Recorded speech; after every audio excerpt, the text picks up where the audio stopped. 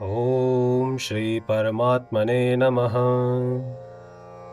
श्लोक 38-39।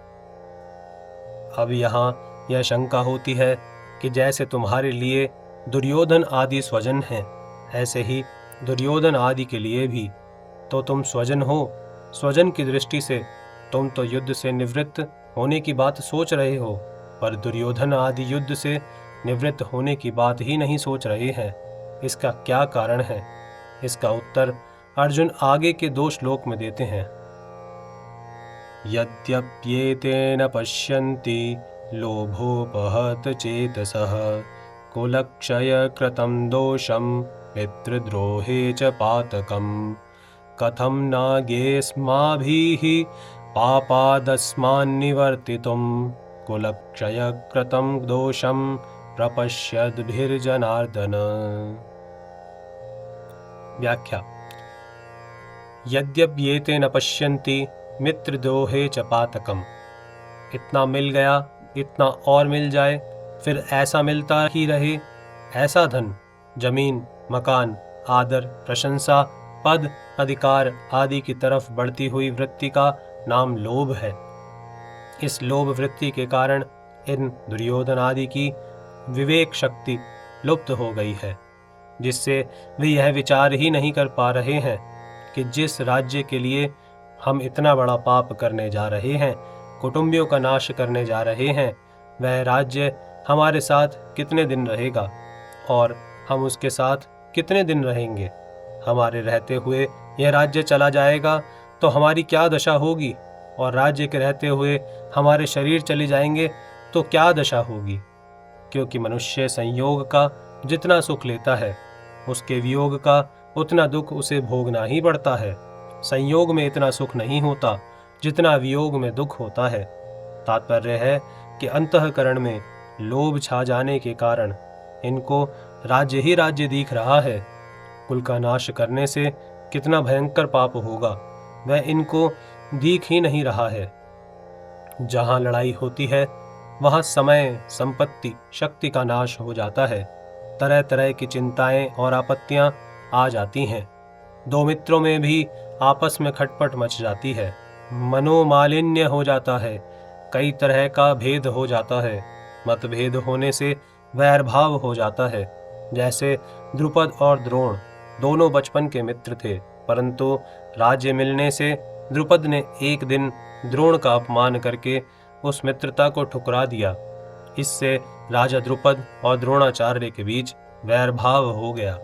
अपने अपमान का बदला लेने के लिए द्रोणाचार्य ने मेरे द्वारा राजा द्रुपद को परास्त कराकर उसका आधा राज्य ले लिया।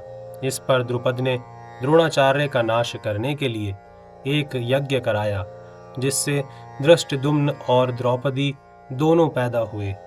इस तरह मित्रों के साथ वैर भाव होने से कितना भयंकर पाप होगा, इस तरफ ये देख ही नहीं रहे हैं।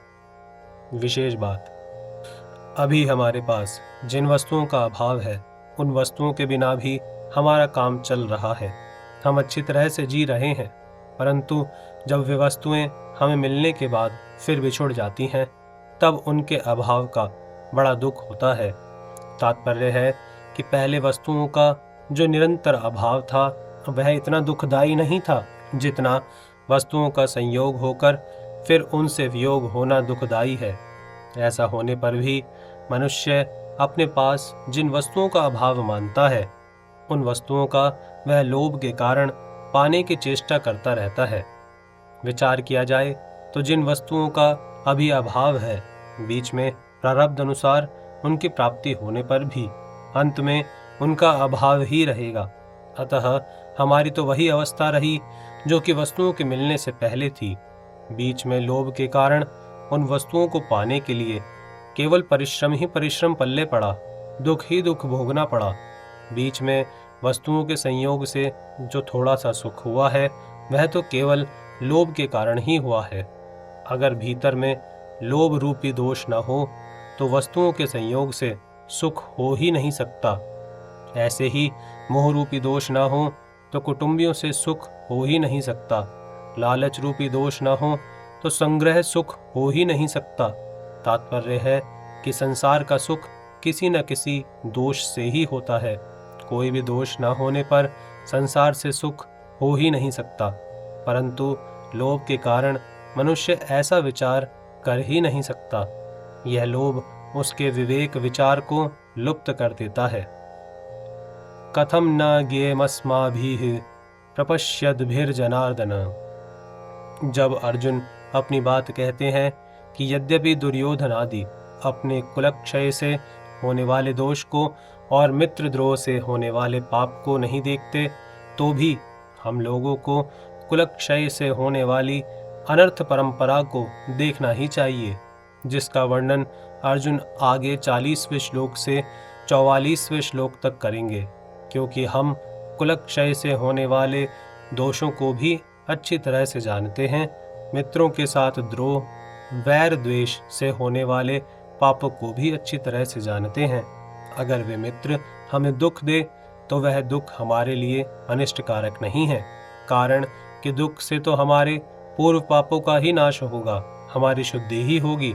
परंतु हमारे मन में अगर द्रोह वैर भाव होगा तो वह मरने के बाद भी हमारे साथ रहेगा और जन्म जन्मांतर तक हमें पाप करने में प्रेरित करता रहेगा, जिससे हमारा पतन ही पतन होगा।